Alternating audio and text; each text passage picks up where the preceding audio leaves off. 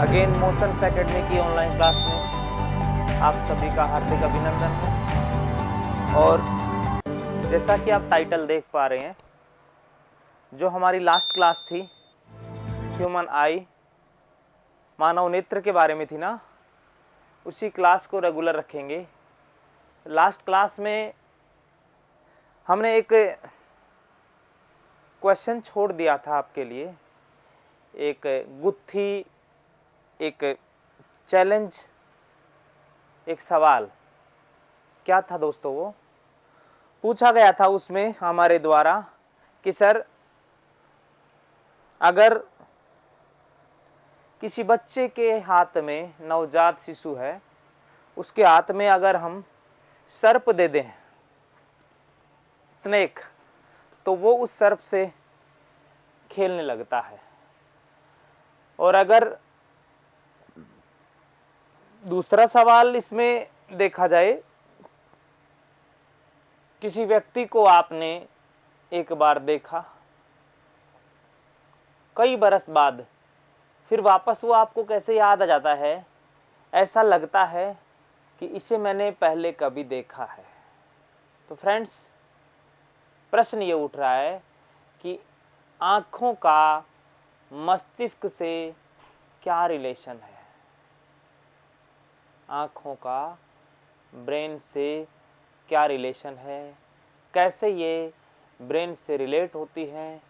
और हम जिस चीज़ को देखते हैं, वो वस्तु या उस वस्तु का जो चित्र है, वो हमारे मस्तिष्क में किस प्रकार से सेव होता है, इसके लिए क्या प्रोसीजर है, कौन सा रास्ता है? तो फ्रेंड्स, इसी पाठ को हम यहाँ पर पढ़ने जा रहे हैं। आई मीन टू से, मैं यहाँ कहना चाहूँगा, हम जो यहाँ पर चर्चा कर रहे हैं फ्रेंड्स, वो चर्चा कर रहे हैं यहाँ पर एक नर्व होती है हमारी आँख में, इसे हम कहते हैं ऑप्टिक नर्व। इसे हिंदी में अगर बात करें फ्रेंड्स, तो इसका नाम होता है दृक् तंत्रिकाएं। दोस्तों, आप ये बात अवश्य याद रखना कि ये ऑप्टिक नर्व जो होती है, ये दृक् तंत्रिकाएं जो होती हैं, इनका एक ही फंक्शन है फ्रेंड्स। और वो फंक्शन क्या है कि जो भी सूचनाएं हैं, जो भी इंफॉर्मेशन है, जो आँख ने देखी है, आँख के रेटिना पर जो प्रतिबिंब बना है, उस प्रतिबिंब को ये दृक् तंत्रिकाएं सूचना के रूप में, संकेत के रूप में, सिग्नल के रूप में कहाँ तक पहुँचाती हैं? मस्तिष्क तक। इंफॉर्मेशंस को कहाँ तक फ्रेंड्स? मस्तिष्क तक पहुँचाने का काम किसका होता है फ्रेंड्स? इन्हें दृक् तंत्रिकाओं का होता है। इसलिए आप देखना, अक्सर ये बात जरूर ये आपको एक अचंभित करेगी कि जैसे ही आप उस नवजात शिशु की चर्चा करने वाले थे फ्रेंड्स, उस नवजात शिशु ने जब पहली बार इस दुनिया में कदम रखा था, उस समय उसकी मेमोरी, उसकी यादाश्त एक औपचारिक तौर पर देखा जाए तो बिल्कुल खाली थी। ठीक है सर, लेकिन जब आपने उसको वो सर्प दिया, तब भी उस सर्प को उसकी आंखों ने देखा और देखकर तुरंत उसकी सूचना मस्तिष्क से मांगी, detail, is there any information about this snake? तो फ्रेंड्स, मेमोरी ब्लैंक थी, सीधा सा जवाब आया, नो इंफॉर्मेशन। और फ्रेंड्स, नो इंफॉर्मेशन की स्थिति में वो बच्चा उस सर्प के साथ कोई भी औपचारिक घटना कर सकता है, कोई भी नेचुरल बिहेवियर कर सकता है, जैसा वो हर एक ऑब्जेक्ट के साथ उस टाइम कर रहा था। But at that time the role of mother is so much important. Friends, जैसे ही उसकी मदर वहां पर आएगी, वो मदर जो है, उसका जो रिएक्शन है, उसकी जो बातें हैं, वो उस बच्चे के दिमाग में, उसके माइंड में इनपुट के रूप में सेव हो जाएंगी और उसका जो वो फोल्डर बनेगा ना, वो फोल्डर बनेगा information about that snake. Friends, वहां पर उसकी मॉम जो है वो जो भी बातें कहेगी कि बेटा ये काला है, वो सेव कर लेगा। बेटा इससे डरना चाहिए, वो इस बात को सेव कर लेगा। बेटा इसके काटने से इंसान मर जाता है, वो इस बात को सेव कर लेगा। बेटा इसको देखते ही आदमी को चिल्लाना चाहिए, वो इस बात को सेव कर लेगा। फ्रेंड्स, मैं उस सवाल का भी जवाब दे रहा हूं यहां से कि क्यों आपके जो साइको वाले गुरुजी पढ़ाएंगे इस चीज को, कि क्यों बच्चे अनुकरण से सीखते हैं, फॉलो करते हैं। बच्चे किसी भी इंसिडेंट का बहुत जल्दी फॉलोअर बन जाते हैं। तो अनुकरण का यहां पर सबसे बड़ा कारण यही है कि बच्चे जो देखते हैं ना फ्रेंड्स, वो उनके मेमोरी में सेव हो जाता है। ऐसा बताते हैं कि लगभग 1/3 से ज्यादा मेमोरी उनकी 5 ईयर्स तक यहां पर फिलअप हो जाती है। अब उस बच्चे ने वो सर्प की इंफॉर्मेशन पूरी कलेक्ट कर ली, ठीक है। अब वो बच्चा जब बड़ा होगा और दोबारा उसको अगर वो सर्प दिख जाता है फ्रेंड्स, तो तुरंत वो उस इंफॉर्मेशन को, पहले तो उस सर्प की पिक्चर वो अपने रेटिना पर बनाएगा, और जैसे ही पिक्चर बनाएगा फिर उस पिक्चर की जानकारी वो ब्रेन से साझा करेगा, मैचिंग करेगा। मैच हो रहा है, मैच हो रहा है, काला है क्या, यस, लंबा है क्या, यस, ये खतरनाक है, इसको देखकर डरना चाहिए, इसको देखकर चिल्लाना चाहिए, और वो व्यक्ति वो सारी गतिविधियां करेगा फ्रेंड्स जो उसके मॉम डैड ने उसको सिखाई थी। आप समझे? तो एक तरीके से हमारी आंखें हमारे ब्रेन के साथ मिलजुल कर कार्य करती हैं। इनका एक चोली दामन का संबंध होता है फ्रेंड्स, एक दूसरे के ये कॉम्प्लीमेंट होते हैं, आंखें, आईज एंड ब्रेन। तो फ्रेंड्स, ये ऑप्टिक नर्व्स जो होती हैं, what the function of optic nerves, they transmit the information to the brain about that picture. Is it okay? तो आप याद रखना, ये तंत्रिकाएं आंख का जो पीछे वाला पोर्शन होता था उससे किसको कनेक्ट करती है? ये मस्तिष्क को कनेक्ट करती है। My dear friends, this was all about the normal structure of human eye. एक और बात है जो अक्सर आपके दिमाग में उछल कूद कर रही होगी दोस्तों, आप पूछना चाहेंगे कि sir what is the reason behind the movement of our eyes. I mean to say, मैं कहना चाहता हूं दोस्तों कि हमारी आंखें सर ये हलचल क्यों करती हैं? समझ रहे हैं? अरे हमारी आंखें मूवमेंट क्यों करती हैं, हमारी आंखें गति क्यों करती हैं?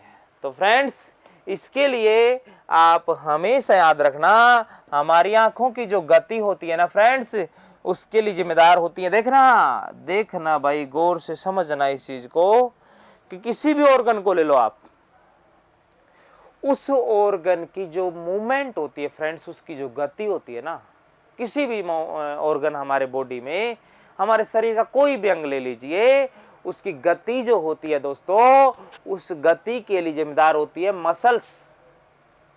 आई मीन टू से मांसपेशियां। फ्रेंड्स बताइए, मांसपेशियों का क्या काम होता है? गति प्रदान करना। अरे भाई, क्या प्रदान करना? गति प्रदान करना। ओके, तो आप याद रखना, हमारी जो आंखें होती है फ्रेंड्स, इन आंखों में 2 प्रकार की मसल्स होती है। देखना, क्वेश्चन उठ गए यहां से, आंखों की गति। क्या क्वेश्चन उठा फ्रेंड्स? आंखों की गति, यानी कि हम इसको कह सकते हैं मूवमेंट ऑफ आईज। फ्रेंड्स, आंखों की गति के लिए आप जरूर याद रखना ये बात है कि 2 प्रकार की मसल्स पाई जाती है। सबसे पहली जो मसल्स होती है फ्रेंड्स, इनको बोलते हैं हम ऑब्लिक्यू मसल्स। ये कौन सी मसल्स होती है दोस्तों? ऑब्लिक्यू मसल्स होती हैं। और नंबर 2 पर जो मसल्स होती है फ्रेंड्स, इनका नाम है रेक्टस मसल्स। ओके, तो बताइए कितने टाइप की मसल्स पाई जाती है आंख में? 2 टाइप्स की। एक ओब्लिक्यू मसल्स होती हैं और दूसरी रेक्टस मसल्स होती है फ्रेंड्स। इन्हीं की वजह से हमारी आंखें जो होती हैं ऊपर नीचे दाएं बाएं गति करती है फ्रेंड्स। ये देखना, ये जो ऊपर नीचे या दाएं बाएं जो आप आंख के ये जो आई बॉल है, नेत्र गोलक है, इसको घुमाते हो ना, तो वो इन्हीं मसल्स की वजह से है दोस्तों। आप ये बात याद रखना। एक और बेहतरीन बात यहां से मैं आपको बताना चाहूंगा दोस्तों, आप याद रखना इस चीज को कि ये जो रेक्टस मसल्स होती है ना फ्रेंड्स, इनके बारे में एक बेहतरीन बात निकल के आती है। एक बहुत ही दिलचस्प बात निकल के आती है इनके बारे में दोस्तों। किन के बारे में? इन रेक्टस मसल्स के बारे में। ऐसा बताते हैं दोस्तों कि ये रेक्टस मसल्स जो होती है ना, इन मसल्स को हम बोलते हैं मसल ऑफ, क्या क्या बोलते हैं गुरुजी? देखो मैं बताता हूं। इनको नंबर 1 बोला जाता है मसल ऑफ लव, इनको नंबर 2 बोला जाता है मसल ऑफ मैरिज। क्या कहा भाई हमने? इनको बोला गया मसल ऑफ मैरिज। बड़े प्यार से पढ़ेंगे हम चीजों को। और नंबर 3 जो बात आती है फ्रेंड्स, इनको एक और नाम से भी बोला गया मसल ऑफ डाइवोर्स। क्वेश्चन नहीं आएगा यहां से, मुझे ये बात पता है, बट यूं ही एक दिलचस्प जानकारी थी, जी चाहा आपसे साझा कर दूं। एक्चुअल में क्वेश्चन यहीं तक बनता है कि आंख के जो मूवमेंट होते हैं ना, वो किस प्रकार की मसल्स की वजह से होता है। तो एक तो ओब्लिक्यू मसल और दूसरी कौन सी है? Rectus muscle. But rectus muscle याद रखना फ्रेंड्स, ये बेसिकली जिम्मेदार होती है आंख की एक मूवमेंट होती है, इस मूवमेंट को बोलते हैं हॉरिजॉन्टल। फ्रेंड्स, हॉरिजॉन्टल को मैं कह सकता हूं दाएं बाएं। ये क्या है सर? समझ में नहीं आई बात। दोस्तों चिंता क्यों करते हो, मैं हूं ना। दाएं बाएं का मतलब आप यहां भी सख्ते में पड़ गए होंगे कि गुरुदेव ये क्या कर रहे हो, कभी तो प्यार करवा दिया, कभी जी चाहा शादी, कभी डाइवोर्स हो गया, ये आंखों का ये क्या? हाँ दोस्तों, आंखें बहुत कुछ कर देती हैं, मरवा दिया इन आंखों ने, सुना है आपने? हाँ दोस्तों, आंखियों से गोली मारे। बताओ आंख क्या बंदूक है क्या जो गोली मारेगी? ये बातें कहावतों में अच्छी लगती है, स्टेटमेंट्स देखना, वास्तविकता में इनका रीजन क्या है फ्रेंड्स? इनको यूं ही नहीं कहा गया, इसके पीछे की एक मैं आपको रीजन बताता हूं। एक्चुअल में आप मैच्योर हैं, इस चीज को अदरवाइज ना लें। हुआ क्या वास्तविकता में कि जैसे ये जो इशारे होते हैं ना, देयर इज गुड वर्ड, इशारे, सभी लोग अनुभवी होंगे इस मामले में। इशारे कई तरीके से किया जाता है। अब मैं ये पढ़ाऊंगा नहीं आपको, I am not a teacher of this type of topic, मेरी भी एक मर्यादा है दोस्तों, लेकिन चूंकि टॉपिक की आवश्यकता है इसलिए मैं बता रहा हूं। आंखों से जो इशारे होते हैं ना, मैं अनुभवी भी नहीं हूं इस मामले में। इशारों का मतलब होता है यहाँ पर दोस्तों कि आंखों से हरकत करना। जैसे कि अब मैं क्या बताऊं, यहाँ पर मेरी पराकाष्ठा को उल्लंघन कर रहा हूं मैं। जैसे कि कोई कि आपने आंखों से किए होंगे ना, ऐसे यूं यूं, ये जो आंखों की दाएं बाएं गति होती है ना, ये याद रखना कौन सी मसल्स की वजह से होती है? Rectus muscles. और इन्हीं इशारों के कारण फ्रेंड्स ये प्रेम होता है। समझ रहे हैं आप? आंखों के इशारों से ही होती है ये बात। और अगर ये इशारे कुछ ज्यादा ही बढ़ जाते हैं और बात बन जाती है फ्रेंड्स, तो शादी भी हो जाती है। लेकिन अगर शादीशुदा है और उसके बावजूद भी अगर ये परिघटना, ये गतिविधि जारी रहती है, ये एक्टिविटी जारी रहती है, तो फ्रेंड्स बात फिर कहां तक आ जाती है? तलाक तक। तो ये एक नॉर्मली एक लोकप्रिय पॉपुलर क्वेश्चन था which muscle of our body is known as muscle of love. ऐसे आ जाते हैं, जैसे कि ये वेस्टर्न कल्चर जो होती है ना फ्रेंड्स, इसमें इस टाइप के क्वेश्चन जैसे कई बार ये पूछ लिया जाता है, which bone is known as bone of beauty या ब्यूटी बोन, किस हड्डी को सुंदरता की हड्डी कहते हैं। अब बताओ कोई हड्डी ऐसे सुंदर दिखती है क्या? इसके पीछे कोई साइंटिफिक लॉजिक नहीं है, बट ऐसा बताते हैं कि हमारी ये बोन होती है ना, ये इसको बोलते हैं क्लेविकल। क्या बोलते हैं? Clavicle bone. ये वाली अंश मेखला, हिंदी में बोलते हैं क्या? अंश मेखला, और वैसे इसको बोलते हैं क्लेविकल बोन, हंसली। तो ये हड्डी होती है ना फ्रेंड्स, ऐसा बताते हैं। आप देखना यहाँ एक थोड़ा सा एक डिग रहता है, एक खड्डा रहता है, ऐसे आप पकड़ भी सकते हैं इस हड्डी को। जो वेस्टर्न कल्चर होती है ना, उसमें ऐसा बताते हैं कि ये जो बोन होती है फ्रेंड्स, ये जो गर्ल्स होती हैं बेसिकली, वो अपना जो ऊपर का जो कपड़ा होता है, ऊपर का परिधान जो होता है, क्लोथिंग्स होती है, उनको इस तरीके से पहनती है ताकि ये हड्डी उनकी दिखनी चाहिए। देखिएगा, ये मतलब वर्तमान समय ऐसा आ गया, ये अपना एक तरीके शरीर का प्रदर्शन करने का उनका अपना नजरिया है, तो उस दौरान ये बोन दिखती है, ठीक। और इसी कारण से जिसकी ये बोन दिखती है वो अत्यधिक सुंदर माना जाता है या मानी जाती है। तो इसी आधार पर इसको एक बोन ऑफ ब्यूटी या ब्यूटी बोन कहा गया। बाकी इसके पीछे कोई लॉजिक साइंटिफिक है नहीं। तो ये आपको मैंने आंख की मसल के बारे में। आपको क्या लगता है दोस्तों, क्या आंख यहाँ पर समाप्त हो गई? नहीं दोस्तों, इतनी जल्दी समाप्त नहीं हो सकती। अभी तो सिर्फ इसकी स्ट्रक्चर कंप्लीट हुई है फ्रेंड्स।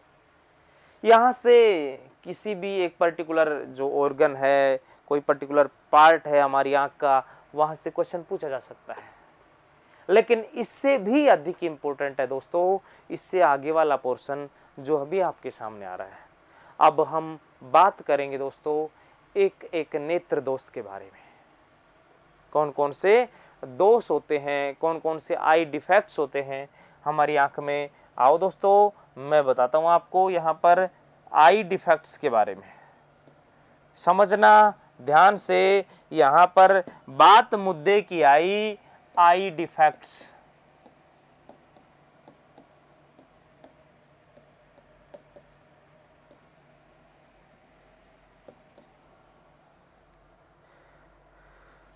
कुछ बच्चे ये भी सोचेंगे कि सर ये YouTube पर ये वीडियो जो ऐसे ही चलते रहेंगे। नहीं, याद रखना, कोई फ्री की चीज होती है उसकी वैल्यू कम हो जाती है। किसी हद तक ये बात सही है, हम आपकी सेवा के लिए हाजिर है, लेकिन एक सीमा तक। कुछ चंद वीडियोज हम आपकी विशेष रिक्वेस्ट पर YouTube पर अवेलेबल करवाएंगे, अन्यथा अदरवाइज बाकी अगर आपको हम तक कंप्लीट अप्रोच लेनी है, then friends you have to come at the mobile application of motions academy. तब आपको मोशंस एकेडमी के मोबाइल एप्लीकेशन जो है ना, उसमें वो कोर्स जो भी है उसकी डिटेल्स के अकॉर्डिंग उसको वहां पर देखना, चेक करना है, ठीक है। ये बात मैंने पहले ही आपको ये इंफॉर्मेशन प्रोवाइड करा दी है। आई डिफेक्ट्स, आई मीन टू से इट इज नेत्र दोष। ये क्या है फ्रेंड्स? ये है नेत्र दोष। अच्छा, डायरेक्ट नेत्र दोष पढ़ने से पहले हम ये जानना चाहेंगे कि स्वस्थ जो हेल्दी आई होती थी उसमें क्या। भाई मैं कहूं कि इस आंख में ये प्रॉब्लम हो गई या ये आंख अनहेल्दी है, अस्वस्थ है, तो पहले मेरे को ये तो पता होना चाहिए कि स्वस्थ आंख कैसी होती थी। भाई आप एक बात बताओ, दो लड़के हैं, मैं कहूं कि ये लड़का सही है, क्यों सही है? क्योंकि ये गलत है। तो मुझे इंफॉर्मेशन तो दोनों के बारे में होनी चाहिए ना। तो पहले मैं आपको बता रहा हूं कि ऐसी आंख अगर आपके पास है, that means it's healthy I, ये स्वस्थ आंख है। और फिर आप उससे तुलना कर लेना कि मेरी ऐसी नहीं है, तो it means there is a eye defect. मैं बताता हूं दोस्तों, हेल्दी आई जो होगी ना, उसमें क्या क्या फीचर होंगे। देखना दोस्तों, suppose to be it's our human eye, ये हमारा मानव नेत्र है और इस मानव नेत्र में ये लेंस है, ये लेंस है, ठीक है सर। और ये एक मैंने लाइन वैसे ही ड्रॉ कर दी कि इस पे कोई ऑब्जेक्ट रखा जाएगा। माय डियर फ्रेंड्स, आप एक बात बताइए, आप कहां तक की वस्तुओं को देख सकते हैं? You can watch till which distance? 1 kilometre, 2 kilometre, 5 kilometre, 50 kilometre, 100 kilometre, 200। हाँ दोस्तों, ये लिमिट बढ़ती ही जाएगी। कितने तक बढ़ती जाएगी? इनफाइनाइट। अरे भैया, आज अपन स्टार्स को भी देख सकते हैं, अपन सन को भी देख सकते हैं। आप बताइए, ये डिस्टेंस जो होती है ना, स्टार्स की डिस्टेंस, हालांकि इनको हम लाइट ईयर्स में माप सकते हैं फिर भी, लेकिन उससे भी आगे देख सकते हैं हम। तो इस डिस्टेंस को, the distance which can't be measured, जिसे हम भौतिकी के मापक यंत्रों के द्वारा माप नहीं सकते, उसे अनंत कहते हैं। तो माय डियर फ्रेंड्स, हम इनफाइनाइट तक के ऑब्जेक्ट्स को देख सकते हैं, बशर्ते there is a condition if our eyes are healthy, अगर हमारी आंखें क्या हो? स्वस्थ हो। तो फ्रेंड्स बताइए, आप कहां तक की ऑब्जेक्ट्स को देख सकते हैं? इनफाइनाइट यानी कि अनंत। तो ये जो पॉइंट होता है, इस पॉइंट को हम एक नाम से जानते हैं, फार पॉइंट। ये कौन सा पॉइंट होगा दोस्तों? It will be known as far point, यानी कि कौन सा बिंदु? दूर बिंदु। अरे भाई, बहुत अच्छी बात बता रहा हूं मैं आपको। आप पूछ सकते हो मेरे से एक क्वेश्चन कि सर ये दूर बिंदु क्या होता है? What is far point? तो आप यहां से याद रखना, the maximum distance from eye beyond which we can't see anything clearly, यानी कि आंख से वह अधिकतम दूरी वाला बिंदु जिससे आगे हम किसी भी ऑब्जेक्ट को क्लियरली नहीं देख सकते हैं, that point is known as far point. उसे हम कौन सा बिंदु कहते हैं दोस्तों? दूर बिंदु। और माय डियर फ्रेंड्स, एक हेल्दी आई के लिए फार पॉइंट कितना होता है याद रखना? इनफाइनाइट। आप बात समझ पाए? Okay sir. अब जब हम दूर की बात कर रहे हैं तो पास की भी बात कर ली जाए, क्लोज। फ्रेंड्स, आप बुक पढ़ते हैं, आप ब्लैक बोर्ड, व्हाइट बोर्ड जो भी है उसको देखते हैं, किसी भी ऑब्जेक्ट को आप देखते हैं, तो आपने एक बात नोटिस की कि वो वर्ड्स जो हैं आपको क्लियर दिख रहे हैं, लेकिन आखिर कब तक? आप उस बुक को अपने पास लेते आओ, लेते आओ, लेते आओ, लेते आओ, लेते आओ, एक लिमिट होगी ना दोस्तों। इस कोई ऐसे भी पढ़ता है कि अरे किताब को, इतना भी क्लियर नहीं होता दोस्तों। इट मीन्स क्लोज लाने की भी एक लिमिट होती है ना। After that close distance words can't be seen clearly. एक निश्चित, एक पर्टिकुलर डिस्टेंस होती है, वहां तक आप बुक को ला सकते हो और वहां तक की चीजें दिखेंगी। उसके बाद के ऑब्जेक्ट्स है ना, वो उतने क्लियर नहीं दिखते। नो माय डियर फ्रेंड्स, ये हर एक जो हेल्दी आई होती है ना, उसके लिए एक पर्टिकुलर पॉइंट होता है, और इस पॉइंट को हम एक नाम से जानते हैं दोस्तों। It is known as which point? Near point.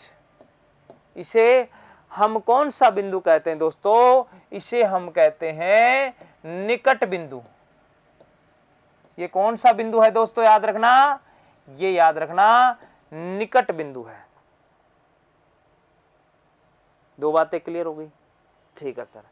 फिर एक क्वेश्चन आ गया कि सर नियर पॉइंट का डेफिनेशन क्या हुआ?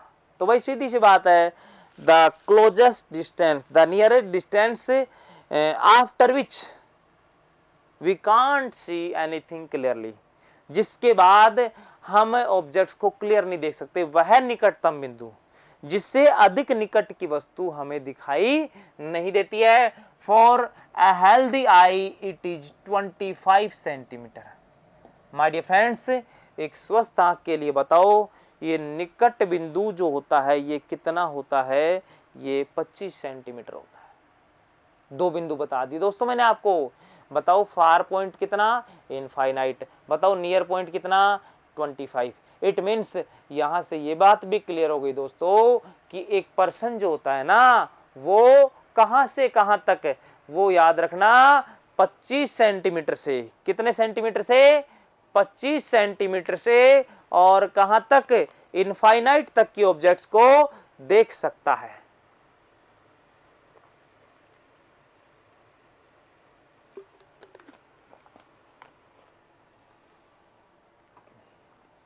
अच्छा, अब आपने ये फार पॉइंट नियर पॉइंट जान लिया, तो आपको ये भी पता होना चाहिए कि आपसे कोई पूछ ले कि what is the range of vision. भाई बताओ मेरे को 25 की ऑब्जेक्ट भी दिख रही है, 25 से दूर वाली सारी दिख रही है, कहां तक की दिख रही है, इनफाइनाइट। तो बताओ मेरी रेंज कहां से कहां तक हुई, 25 से लेकर इनफाइनाइट तक। तो बताओ रेंज ऑफ विजन पूछ लिया जाए ना, तो ये यहां से यहां तक की जो रेंज होती है ना, देख रहे हो आप, इसी को बोलते हैं फ्रेंड्स क्या हम, रेंज ऑफ विजन। ये हो गई हमारी रेंज ऑफ विजन, यानी कि हम इसको कह सकते हैं फ्रेंड्स एक तरीके से कौन सी परास, ये हो गई भाई हमारी दृष्टि परास। तीन बातें, नियर पॉइंट क्या होता है, फार पॉइंट क्या होता है, और रेंज ऑफ विजन क्या होती है, ये हमने यहां पर क्या कर ली है, डिस्कस कर लिया फ्रेंड्स। ये बात क्लियर। अब यहां से एक बिंदु और जानना जरूरी है, फिर हम आएंगे आई डिफेक्ट पर। देखो ये हेल्दी आई के जितने भी फीचर है ना वो मैं बता चुका हूं आपको। यहां से एक बिंदु और भी जरूरी है यहां से जानना फ्रेंड्स, और वो बिंदु आप वैसे जानते हैं बखूबी friends.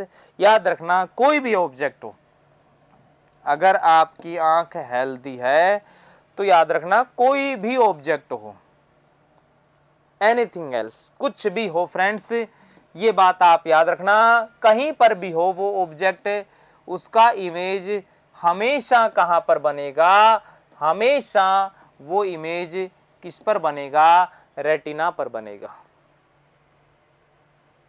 If object is located at anywhere, it doesn't matter, but the location of image will always be at retina। ठीक, ऑब्जेक्ट की लोकेशन कहीं भी हो भले ही, लेकिन इमेज हमेशा कहां पर बनेगी, रेटिना पर। कंडीशन क्या है, आंख हेल्थी होनी चाहिए, स्वस्थ आंख होनी चाहिए।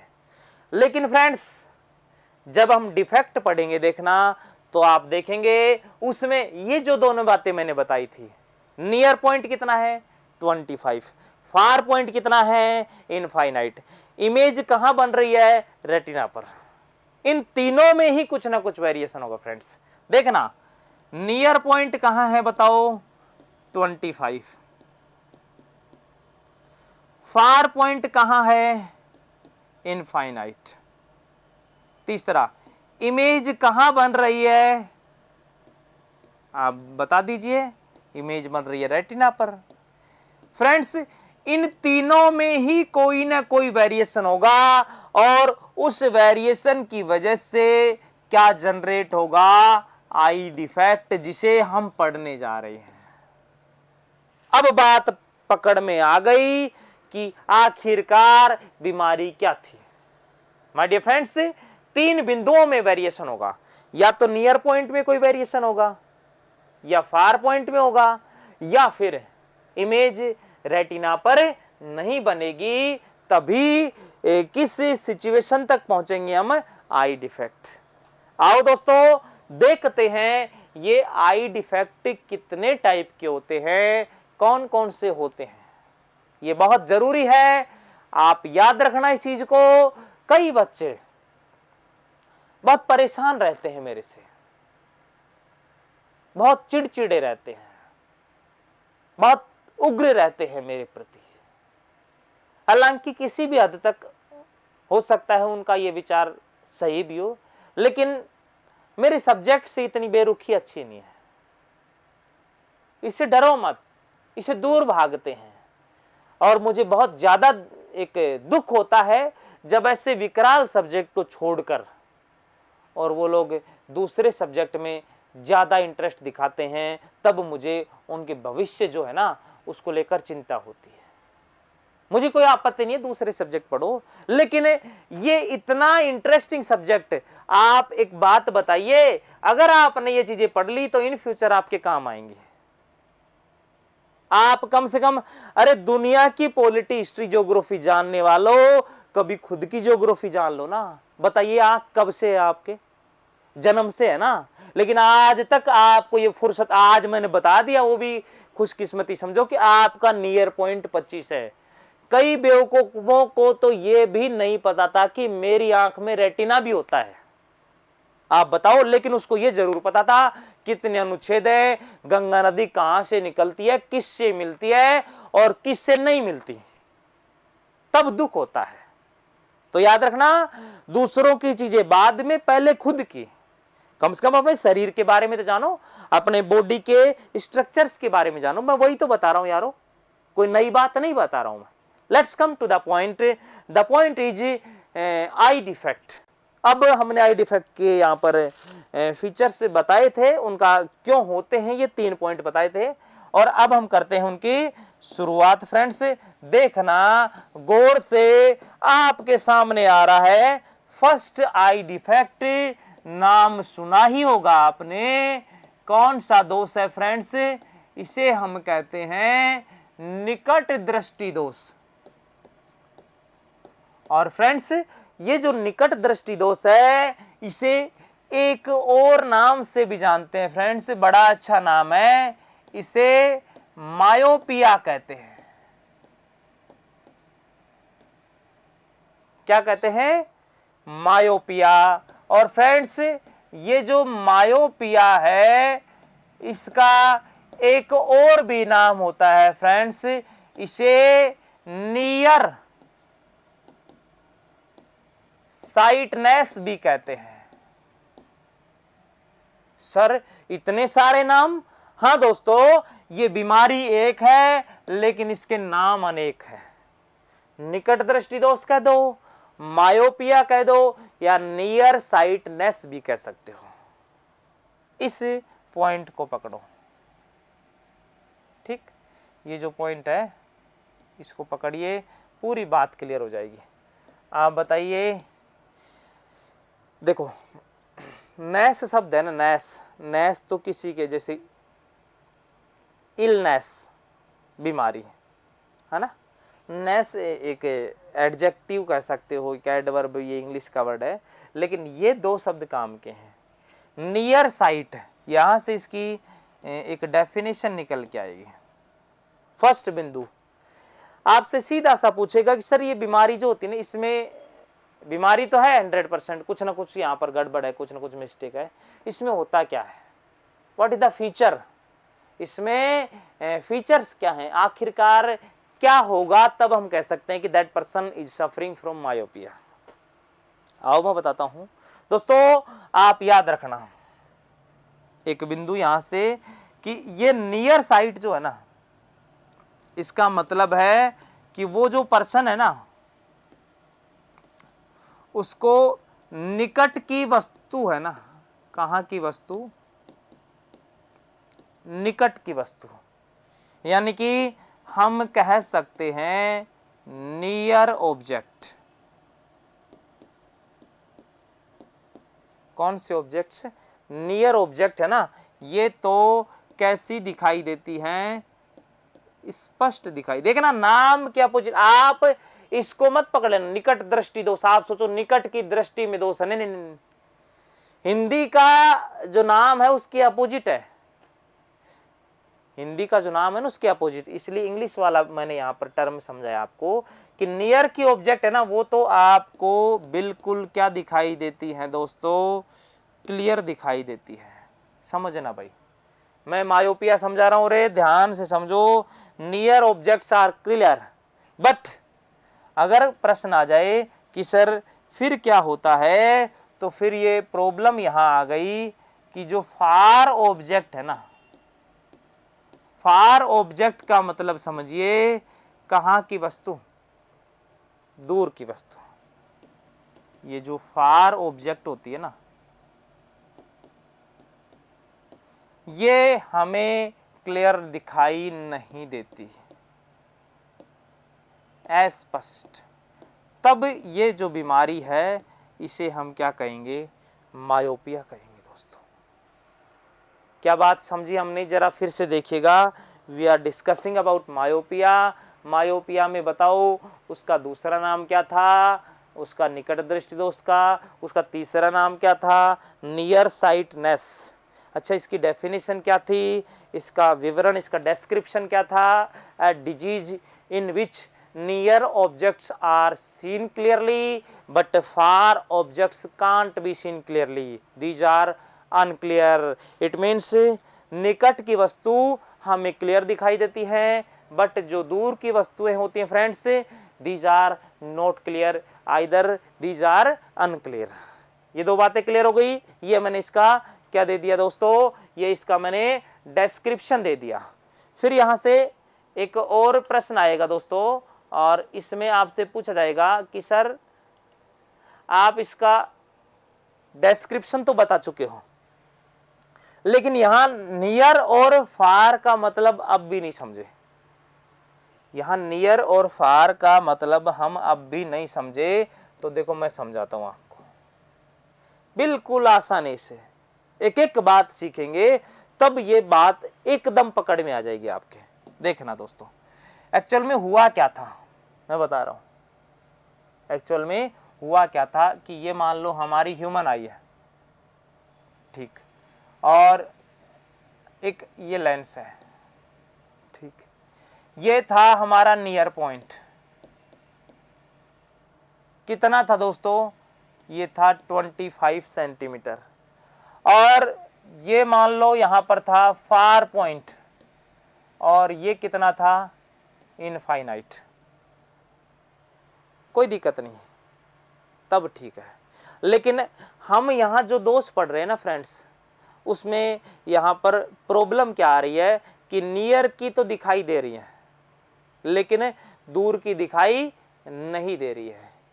आई मीन टू से कि आपको बुक तो दिख रही है, समझना, आपको बुक तो दिख रही है, लेकिन आपको ब्लैक बोर्ड नहीं दिख रहा।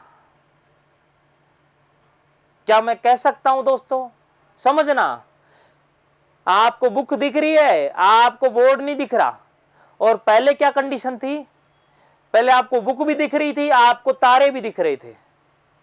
अब आपको बुक भी दिख रही है, लेकिन आपको तारे तो बहुत दूर की बात, आपको बोर्ड नहीं दिख रहा। इसका मतलब आपकी रेंज जो इनफाइनाइट थी वहां से कम होकर सिर्फ बोर्ड तक आ गई। यस और नो, एम आई राइट? भाई आपकी रेंज पहले क्या थी कि आप बुक भी देख रहे थे, आप स्टार्स को भी देख रहे थे, ये रेंज थी काफी ज्यादा। लेकिन अब वो रेंज घटते घटते घटते घटते कहां तक आ गई, ब्लैक बोर्ड तक। अब आपको बुक दिख रही है, लेकिन ब्लैक बोर्ड भी नहीं दिख रहा, तो कम हो गई ना। तो इसका मतलब यहां से हम कह सकते हैं कि ये रेंज, ये जो फार पॉइंट था और ये नियर पॉइंट था, ठीक, ये रेंज थोड़ी सी कम हो जाएगी। अच्छा, कम होने का मतलब क्या है दोस्तों, यहां समझना भाई, कम होने का मतलब क्या है, कम होने का मतलब है यहां पर कि ये हमारी आंख है। समझना भाई, एक एक बात क्लियर होनी चाहिए। हुआ क्या, ये लेंस है, ठीक, इमेज कैसे बनी वो बाद की बात है। पहले ये क्वेश्चन उठ रहा है, नियर पॉइंट और फार पॉइंट की लोकेशन पर क्या इफेक्ट पड़ेगा मायोपिया में। क्वेश्चन क्या है, सुन लो ध्यान से, कि मायोपिया में निकट बिंदु और दूर बिंदु की जो स्थितियां हैं उन पर क्या इफेक्ट होता है, उन पर क्या प्रभाव होता है। देखो आओ, नियर पॉइंट ये रहा, अरे बुक तो आपको पहले भी दिख रही थी और बुक अभी भी दिख रही है, ठीक, ये स्थिति थी, इसमें आपको तारे दिख रहे थे, मतलब आपकी रेंज इनफाइनाइट तक थी। लेकिन अब आपको तारे तो बहुत दूर की बात है, अब आपको ये बोर्ड ही नहीं दिख रहा, या मान लो बोर्ड दिख रहा है, बोर्ड से आगे की चीज नहीं दिख रही। इट मीन्स ये मान लो 25 सेंटीमीटर था और ये बोर्ड आपसे कितना दूर, मान लो 200 सेंटीमीटर, ठीक। अब बताओ आप 200 से आगे की ऑब्जेक्ट को देख सकते हो क्या? अरे यहां पर देखा जाए, अगर इस सिचुएशन में देखा जाए तो यहां से लेकर यहां तक की आप चीजें देख सकते थे। It means this all was in green zone, ठीक। लेकिन अगर यहां देखा जाए तो आप यहां से लेकर यहां तक की ऑब्जेक्ट को ही देख सकते हैं, this is in green zone.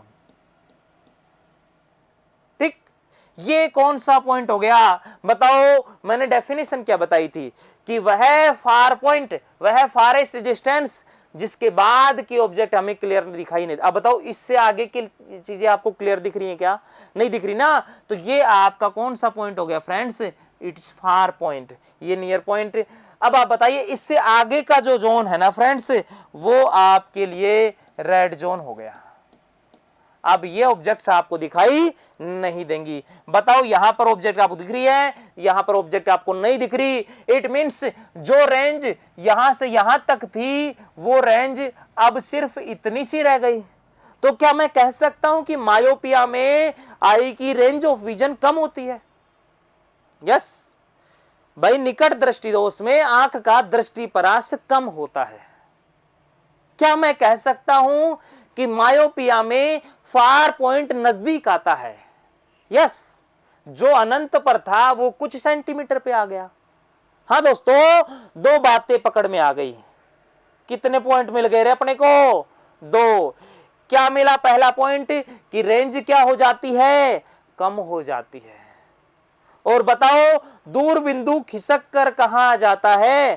पास आ जाता है। बात समझ में आ रही है? ये दोनों बातें ही मैंने यहां से समझाने की। अच्छा, तीसरा बिंदु बताओ, यहां से क्वेश्चन बन गया, क्या नियर पॉइंट पर कोई इफेक्ट होता है? अरे निकट बिंदु पर कोई फर्क पड़ता है क्या? देखो पहले भी कितना था 25, अब भी कितना है 25। बताओ कोई इफेक्ट पड़ा? No effect. तीन रिजल्ट आ गए ना। आओ इन तीनों रिजल्ट्स को हम ध्यान से वापस समझते हैं। क्या रिजल्ट आए? फर्स्ट, अरे देखो यहां से फर्स्ट रिजल्ट आया, क्या आया? कोज भी देखेंगे अपन।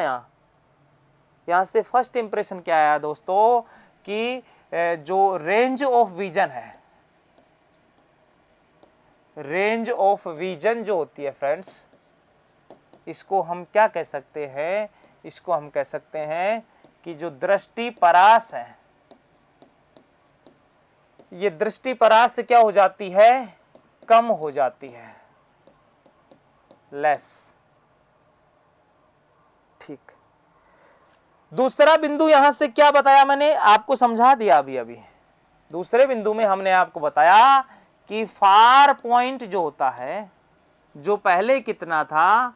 इनफाइनाइट पर था, वो अब कहां आ जाता है? नियर। यानी कि हम कह सकते हैं दोस्तों कि जो दूर बिंदु है, भाई कौन सा बिंदु? दूर बिंदु, वो बताओ दोस्तों कहां आ जाता है? पास आ जाता है। दो बातें क्लियर हो गई। और तीसरा पॉइंट जो मैंने आपको बताया था कि कौन सा पॉइंट है जो अनअफेक्टेड रहता है, तो आप याद रखना नियर पॉइंट जो होता है ना, नियर पॉइंट बोले तो कौन सा बिंदु? निकट बिंदु। बताओ दोस्तों ये निकट बिंदु क्या रहेगा? अनचेंज्ड, यानी कि इसमें कोई बदलाव नहीं होगा। It will B unaffected. ठीक है गुरुजी, ये बातें और समझ गए भाई आप। बहुत काम की बातें थी, ये तीनों बातें हमने और अच्छे से समझी। अभी देखो मायोपिया में बहुत सारी और दिलचस्प बातें हैं। चलो ये तो पॉइंट। अब आज से आप याद रखना, जब भी आपसे मायोपिया पूछे तो ये बात आपको याद रहनी चाहिए कि हाँ मेरा फार पॉइंट अब इनफाइनाइट नहीं है। अरे इसके उदाहरण है ये सारे कि किसी लड़के को बुक दिख रही है, बोर्ड नहीं दिख रहा है। मैं कहूं मेरे को ये कैमरा दिख रहा है लेकिन मेरे को है ना बाहर की गाड़ी नहीं दिख रही, यानी कि मेरी रेंज जो है ना वो कम हो जाएगी। मेरी जो एक्सट्रीम रेंज थी वो इनफाइनाइट से रिड्यूस होकर कुछ मीटर सेंटीमीटर तक आ जाती। बात समझ आ गई? ये है, इसको रटना नहीं है। रटोगे तो कितना रटोगे भाई? बहुत विशाल कंटेंट है, बहुत ज्यादा कंटेंट है, भूल जाओगे इधर उधर। इसलिए प्रैक्टिकल लाइफ में इनकी लॉजिकलनेस को समझिए। तर्क के साथ रटी हुई चीज है ना लंबे समय तक, तो मैंने आपको लॉजिक दिया है ना, अब ये चीजें याद हो जाएंगी।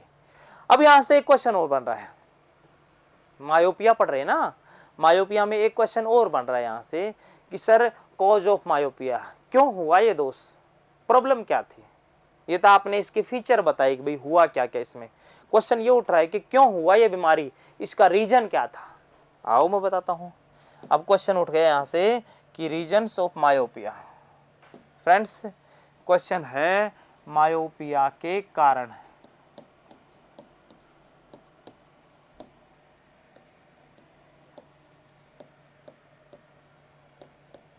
ये कॉज,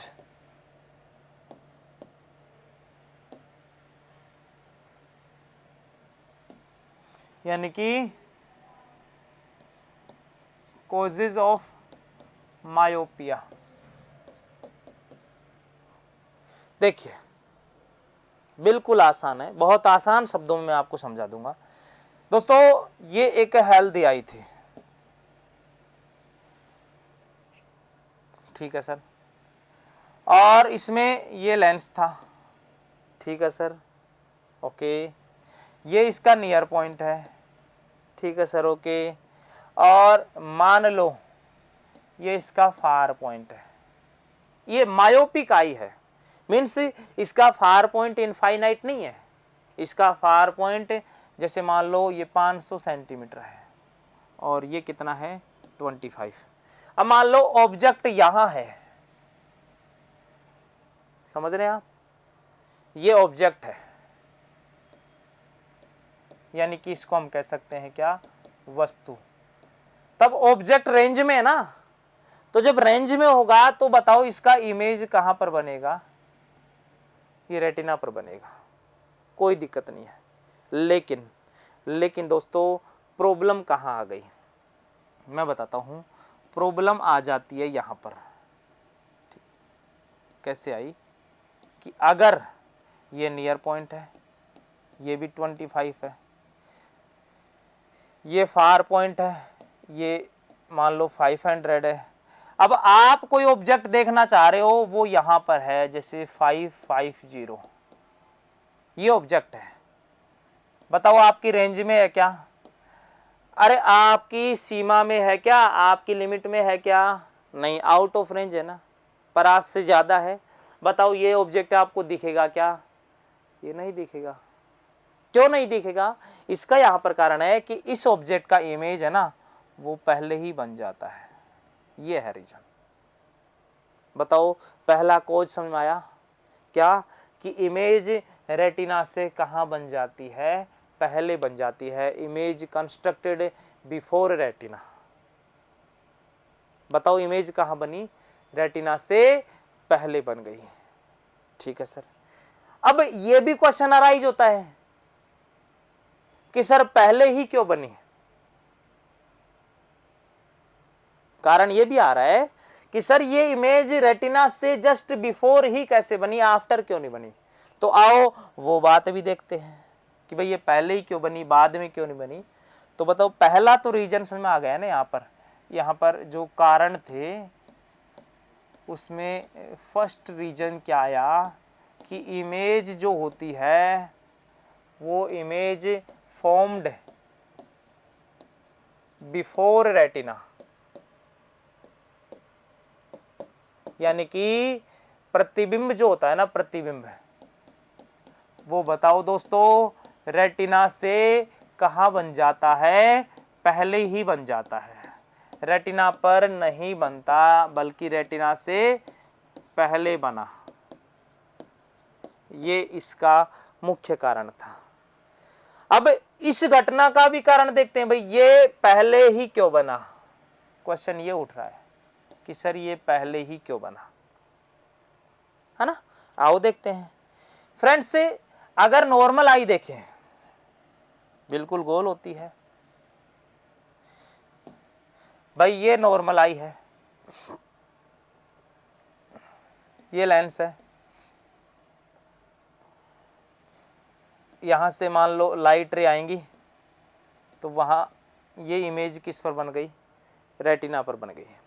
लेकिन दो कारण हो सकते हैं फ्रेंड्स, यहां से देखना रेटिना पर न बनने के, समझना ध्यान से, बहुत अच्छी बात बता रहा हूं मैं यहां से। ठीक, फर्स्ट कारण फ्रेंड्स, ये जो आई बॉल है, जो आपको अभी ये बिल्कुल गोल स्फेरिकल दिख रही है, ये अगर थोड़ा सा हॉरिजॉन्टली स्प्रेड हो जाए, इसमें एक्सपेंशन हो जाए हॉरिजॉन्टली, क्षैतिज रूप से ये थोड़ी सी बढ़ जाए, आई मीन टू से ये इस तरीके से हो जाए, समझ रहे हैं आप? अरे भाई मैं ये बताना चाह रहा हूं कि ये बिल्कुल स्फेरिकल न रह के और कुछ ऐसे हो जाए। तो देखो लेंस तो अपनी जगह था, लाइट भी अपनी जगह से आई, बट उसको जो पर्दा यहां मिलना चाहिए था वो पीछे हो गया, तो भाई लाइट तो अपनी जगह ही मिलेगी। अब बताओ इस बेचारे लाइट की क्या गलती, पर्दा ही पीछे खिसक गया। तो ऐसी सिचुएशन में बताओ ये इमेज कहां बनेगा, रेटिना से पहले बनेगा। तो फर्स्ट कारण आपको दिख रहा है ना, अरे दिख रहा है ना इमेज इस डायग्राम में कि आई बॉल का जो साइज है ना, देखो इसका हम कह सकते हैं कि जो आई बॉल का जो साइज है वो साइज एक्सपेंड हो जाए, कैसे, हॉरिजॉन्टली, क्षैतिज रूप से एक्स वाई एक्सिस में, आई मीन हॉरिजॉन्टल एक्सिस में अगर ये बढ़ जाता है तो उस सिचुएशन में भी इमेज कहां बनेगी, विट्रियस ह्यूमर में बनेगी, कांचाभद्रव में बनेगी। ठीक, ओके सर। दूसरा कारण मैंने आपको अर्लियर वीडियो में भी ये बात बताई थी, उसमें भी मैंने ये बात समझाई थी दूसरे रीजन में, कि कई बार हम लेंस की मोटाई जो होती है ना, थिकनेस, उसकी भी चर्चा करते हैं। तब मैंने आपको ये बात बताई होगी कि अगर कोई लेंस है, मान लो ये लेंस है और ये लाइट है और ये इसको यहाँ पर सेंट्रलाइज कर रहा है, ये फोकसित कर रहा है, लेकिन फ्रेंड्स अगर ये लेंस मोटा हो जाए तो फ्रेंड्स इसकी फोकस दूरी कम हो जाएगी और ये इसको पहले की तुलना में थोड़ा सा पहले ही मिला देगा। तो बताओ लेंस जब मोटा होता है ना तो फ्रेंड्स की फोकस दूरी क्या हो जाती है, कम हो जाती है। तो दूसरा रीजन यहां से यह है कि अगर आई बॉल का साइज पहले जितना ही रहे लेकिन लेंस क्या हो जाए, मोटा हो जाए, तो उस सिचुएशन में भी प्रकाश, लाइट जो होती है वो जहां मिलनी चाहिए थी उससे पहले ही मिल जाती है, तो भी इमेज कहां बनेगा, विट्रियस ह्यूमर में बनेगा। तो फ्रेंड्स दूसरा कारण यहां पे क्या हो गया बताओ, कि हमारा जो लेंस है ना वो लेंस क्या हो गया फ्रेंड्स, थिक हो गया। अच्छा, लेंस के थिक होने का मतलब यहां से मैं कह सकता हूं कि उसकी फोकल लेंथ होती है। देखना ये बात मैंने पिछले वीडियो में समझा दी थी कि जब लेंस मोटा होता है तो उसकी फोकल लेंथ क्या हो जाती है, कम हो जाती है। और फोकल लेंथ कम होने के साथ साथ ये भी मैंने बताया था, अरे बताओ रे मूर्खो, कोई इंसान मोटा हो जाता है तो उसकी ताकत बढ़ती है कि घटती है? यार मोटा हो गया तो उसमें ताकत ज्यादा आएगी ना। तो बताओ तीसरा बिंदु क्या बन गया कि इसकी पावर जो है ना, पावर वो क्या हो जाती है, इंक्रीज हो जाती है। 3 बिंदु आ गए दोस्तों। ठीक, इससे आगे इसका जो करेक्शन है वो हम नेक्स्ट क्लास में पढ़ लेंगे।